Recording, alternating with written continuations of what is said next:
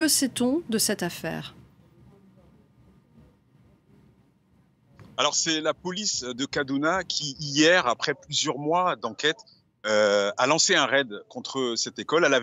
Elle avait vent de présence d'enfants, mais sans parents. Une école qui n'était pas enregistrée, une école qui se présentait comme un centre coranique et qui se présentait en même temps comme un lieu de réhabilitation contre la drogue. Il faut savoir que le nord du Nigeria est frappé par la consommation de tramadol et de codéine. Donc, beaucoup de parents confient leurs enfants comme ils peuvent à certaines organisations.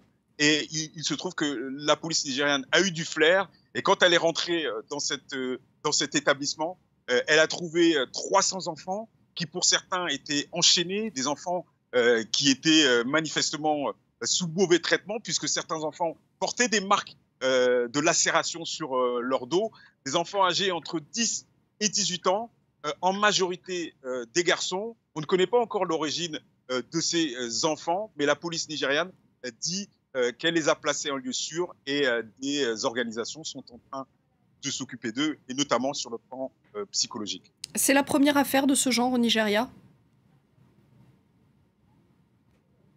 Alors malheureusement, il y a beaucoup d'organisations religieuses, notamment, qui se présentent sous des aspects religieux, qui se disent en capacité à assurer un accompagnement social ou de la réhabilitation contre la drogue, comme je l'ai dit tout à l'heure.